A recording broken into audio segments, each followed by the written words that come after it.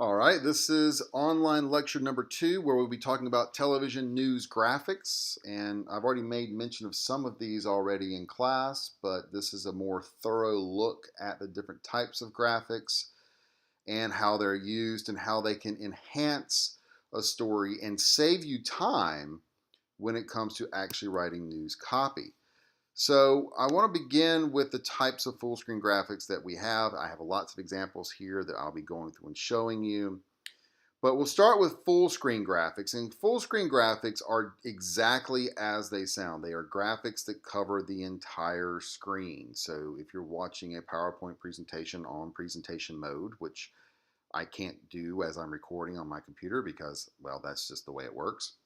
That is a full screen graphic. If you're ever watching the news and they're showing you, a graphic where it takes up the entire screen and it's showing you a long quote or headlines of major stories or contact information or event information, mugshots, maps, all of those things are different types of full screen graphics, and they're basically designed to give the audience something to look at. It's something that helps explain what the story is. It's something that's going to help provide additional information. It saves me from having to look at a talking head. It's more engaging, basically. That's why we want to use these types of graphics. In scripts, they can be scripted different ways. GFX is the universal abbreviation in the news business for graphic. So sometimes they might be referred to as a graphic or a still store SS. Well, still store is basically the type of computer in which these graphics are created or live. Or full screen. They could be notated that way in a script. And this would be in the brackets. This would be the information in the brackets that are the script cues for the crew, for the anchors, and so forth and so on. So here's some examples of full screen graphics. Here's one that's a full quote, or a full screen graphic rather, with a quote. And the reason you want to do this, I've mentioned try to avoid using long quotes if at all possible. It's better to paraphrase, but sometimes you have an official statement or there's something about the way a quote is written that you have to get the verbiage exactly right. You want a word for word account of what was said. In those situations, that's perfectly fine, but do yourself a favor and create a full screen graphic to correspond with it, because this way you make it abundantly clear where this information is coming from. Here we actually have a picture of the guy. So if you can do that, and then you have his name, possibly their job title or reason of importance, and then you have the actual quote. And these can sometimes be more than one board. It could be a very long quote or official statement that's 2 or 3 boards. You see this a lot on ESPN actually with some of their official quotes from players and coaches and league officials and things like that. So this is one example of a full screen graphic. You also have maps. So here we have a map, and we can also have some bullet point information there. You can also have numerical information. And numerical information, it's really important to include a graphic with that information on there. You start giving out lots of stats or lots of numbers. As a viewer, I need to see this. I need to be able to follow along. So I'm going to need that graphic so I can kind of process what you're telling me. If you're telling me there's a 30% decrease in something, and I can see the numbers of where it started and where it ended, it gives me a frame of reference for what it is you're talking about. So numbers are very important. Here we have a mugshot. You see these all the time. So this is a mugshot. Up here you have your slug line. The slug line, like I've mentioned before in class, this is going to be your title. All full screen graphics have some kind of title on them. Usually it's just a couple words. So here we have arrested, and then we have the person's mugshot, and then we have the person's full name. And I don't know if I mentioned this in this class before or not, but if you'll notice as you're watching the news, whenever you see them, the newscast report on someone who's been arrested or someone who's been charged with a crime, they oftentimes give the full name, the first, middle, and last name. And the reason for that is they want to be explicitly clear on who they're talking about. If you're doing a story about John Smith, for example, there's a lot of John Smiths out there. So you want to make sure you know I'm talking about John William Smith or whatever the full name might be. So that's why here we have the middle name in here. So Juan Antonio Gonzalez. And it's just a very common thing that you have to do. Oftentimes it's with these kinds of names, not those exactly, because those are pretty common, but anytime you're putting in a name, ask yourself the question, is this a common name or do I need to include a pronouncer? And if you need to include a pronouncer, remember that goes before the word that you're pronouncing, not after, which is also a very common early mistake. All right, so this is another type of full screen. This is kind of a coming up full screen, just kind of laying out coverage for Winter X Games from a few years back. You kind of get the idea. You can even have a full screen graphic where part of the graphic is actually a video camera shot. This was actually a live shot during a basketball game. They'll have these cameras up in the rafters of these basketball games, like a GoPro or something, with these wide angle lenses. And then they superimpose, excuse me, they superimpose this information on top of that. And so you still get basically the same type of graphic. It just happens to be using a video background rather than a graphical background. But all of these have the same basic components. You'll have your headline or your slug. This is the title. Usually very short, sweet, to the point. This can be written as a fragment. This can be written as just a couple words. It doesn't have to be a complete sentence. You'll have your bullet points, just like with this slide right here. You have your main bullet points and your sub bullet points that kind of define and describe the information. You also have what's called a reveal. These are very common, especially if you're giving out a lot of information. What you'll do is you'll have the information reveal one line at a time that kind of follows along with the news anchor as he or she is reading the information. And that's really helpful to kind of make each line special because it reveals, instead of revealing the entire graphic at one at a time like I did with this graphic, you would have, I could have had it where just this part reveals first, and then this part reveals first, and then this part reveals. So that every time I introduce a new segment, that part shows up on screen. And it's just a way of trying to keep, especially a graphic that's up for a long period of time, 15, 20, 25 seconds. It's a way of keeping it kind of engaging because you still have motion, you still have movement on camera. It's not just a still screen that the audience is looking at. So reveals can be really good. The only thing about reveals is if you do have contact information that you have at the bottom of that screen, phone number to call or a website that the viewers can go to, you don't want to reveal that. You want that information to be up as long as possible. So that's a judgment call editorially that you will make as you're putting together that graphic. So here's an example of a full screen template. Something else to keep in mind, news stations purchase their graphics from companies who specialize in making these templates. Your general color. If you watch WECT, they had that little square moving background thing going on, and that's kind of the background for a lot of their animations and a lot of their full screen graphics. When I worked at News 14 Carolina, we would have the 14s in a circle that looked like a clock almost, that kind of slowly spun in the background, and it was because we're 24 hours a day and we were News 14. And so that was the templates that we would have. We had this blue and gold color thing going, and all of our graphics kind of were made of that template. These templates exist in the computers. You pull them up, and you get this, where basically the background is already created, the slug line colors and the slug heading, the blue banner here is already there. You already have bullet points already kind of built. So as a reporter, as a producer, you're not a graphic artist. You're not having to build these things from scratch. Basically, you're entering a text field. Everything else is already saved, and you just call it up and you enter in the new text field.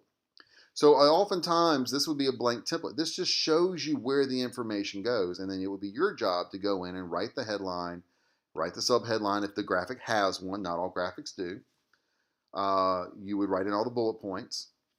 You would save it, and then you would move on. So putting together a graphic like this honestly, it would take you probably about 30 seconds to just type the information in. It really wouldn't take very long. Okay, another type of graphic is a lower third graphic. These are sometimes referred to as CG because they live in what's called a character generator, or an L3 for lower third, or super because these are superimposed on top of either video or a camera shot. Okay, and we've talked about these before. This is where you have your lower third name banners where you identify the people in your story. So, for example, here's one that's on a news anchor. I have his name and then I have his contact information. These days, it's usually Twitter handles or Instagram pages or Facebook contact. Back when I first got into the news, it was the email, the company email of that person. So that's pretty common. So this banner right here is superimposed on top of this camera shot. So that is an example of a lower third. Another type of commonly used graphic is an over-the-shoulder graphic, an OTS. Very self-explanatory. What is an OTS? It is a graphic that is on camera with an anchor and it appears over their shoulder.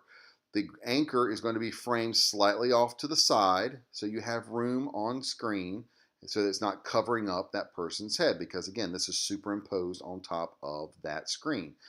And then you have your topic box, which is your information. This is a template right here saying main text goes here, other information here, and there'll be a picture field where you can drag and drop whatever picture you need that's relevant to that story. Okay, so those are basically the main types of graphics. Other types of graphics that exist also include what's called a chip, small graphic at the top of the screen. Oftentimes, these are the graphics that say live or previously recorded, or if it's a courtesy video, if you get video from someone or a specific business or whatever, you get a courtesy video, or if it's file video, you'll put that up there so you let everybody know that it's old video. So that's a chip. A crawl is that moving text at the bottom of the screen. It's inescapable. You see it on the news, you see it on ESPN, you see it on local news. It'll have information like your headlines, your weather update, stock numbers, sports scores, contact or web information. All of that is that scrolling text at the bottom of the screen. And then you also have what's called a bug. And the bug is basically branding information. It's going to have your station's logo, maybe your call letters or your logo, and it's going to have usually the time and current temperature. These can appear in either the bottom right or the bottom left part of the screen. I have it here usually in the bottom right, but honestly, that's not completely true anymore. I kind of see those things on either side pretty often. So looking at some examples here, this would be a chip, right? This is your live chip. Breaking news underneath. This is going to be a live shot. She's standing live outside of Lambeau Field. So she's covering something dealing with, I guess, with the Packers. So this is a lower third right here. Her name's Stephanie Brown. Her location is on the second line. We know where she is. This right here would be your bug. You've got the station logo, you've got the time, and you've got the temperature. Okay. This would be an example of an over-the-shoulder graphic with an anchor with a bug in the corner. Pretty self-explanatory. This is an example of an over-the-shoulder graphic that's also got a lower third, and here's the bug right here down in the bottom corner. And then here we have an example that's just got a whole bunch of stuff in it. This isn't a particularly well framed shot because it's very loose. I think it's done this way so you can see more of this backdrop, which to me seems a little busy with all the lights. It actually looks like the city's on fire back over here, which is not the case, but the idea here is that now I'm looking at the chip here, I'm looking at a lower third here. Right here, it's a static shot, but you can imagine that these words are scrolling across the screen from right to left with information. And then you have a little side graphic over here, which is sometimes used. I know ESPN uses these a lot during SportsCenter for kind of what's coming up next kind of thing. We used to use them in News 14 sometimes just to kind of mix things up a little bit. Oftentimes they'll have bullet points on them, or you can even sort of picture. They don't have a specific name that I'm aware of. I think we used to call it a side graphic, if I'm not mistaken, because it's on the side of the screen, and ours was actually on the right side of the screen, like this example is. So you might see something like that. It's just a way of trying to, again, add something that's something other than just the anchor on television. You want to add graphics that will help enhance the story that you are watching. So graphic guidelines, like I said, you'll have these templates that will kind of dictate how your graphics are going to look. So they all have a uniform look. They're fairly easy to put in.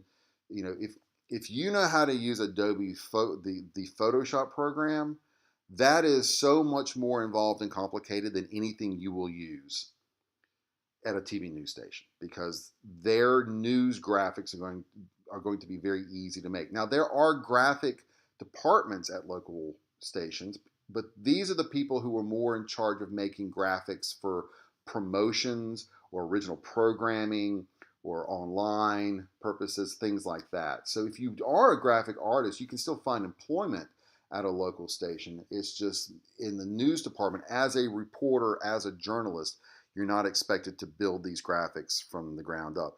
I will say any training you can get using any Adobe product, learn how to do it, because it's going to look really good on your resume. So graphics should always enhance the story and not detract from it. Keep your text short unless it's a quote. Picture needs to match the story topic. Make sure the picture is appropriate. Make sure the picture is clear. You don't want to use a fuzzy picture or an old picture or a picture that's not in the right aspect ratio and you get those black bars on the side. Your reveal should definitely keep up with the anchor read if you're using a reveal. There's a pretty much it's a 5-second rule for lower thirds. You want to put the lower third name banner in, or the location banner or whatever, and hold it for roughly about 4 or 5 seconds. It's long enough for the viewer to be able to read it. You don't want to put it in and take it out so quickly that there's just no way that the audience can actually read what that banner is. And then, like I said, if you have contact information, website information, or a phone number or something like that, you violate that 5-second rule and you put it up for much longer. Sometimes, for example, if you're doing something for like, that are donations for disaster relief, if I was doing a story like that and it was a 30-second reader or a 30-second VO, then I would just put that up and leave that up the entire story, so it gives the audience time to really process and even write down what that information is.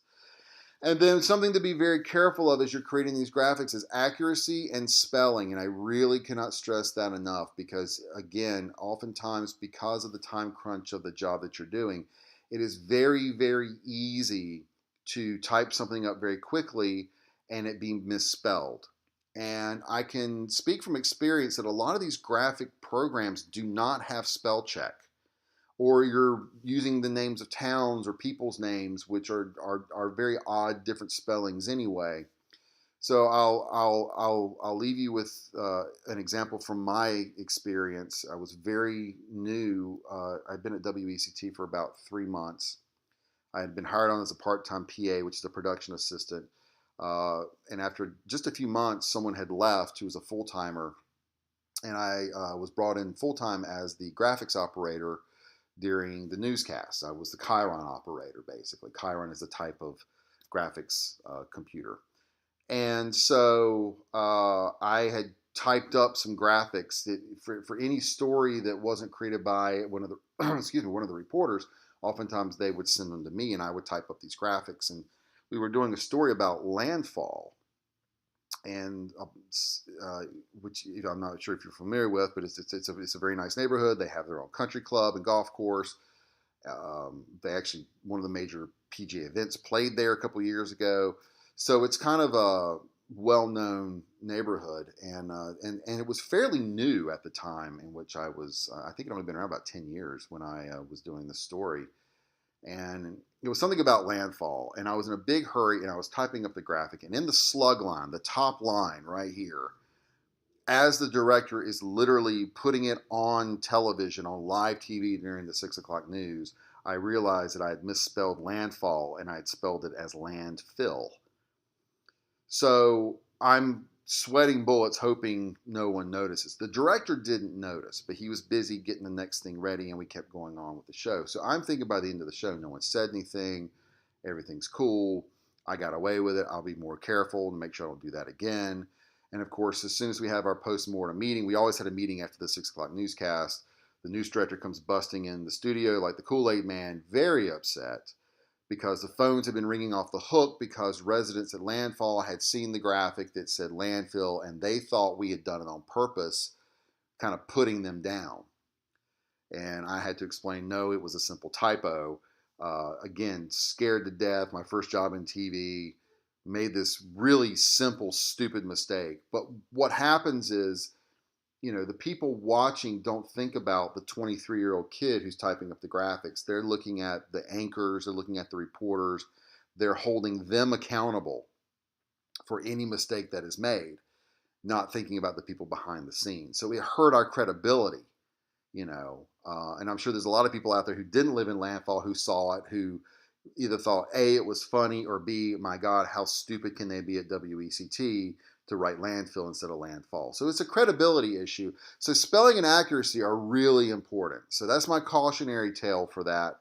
Like I said, if you have any questions regarding any of this stuff, let me know. We'll be talking more about graphics and their importance throughout the rest of the semester. So thanks for watching.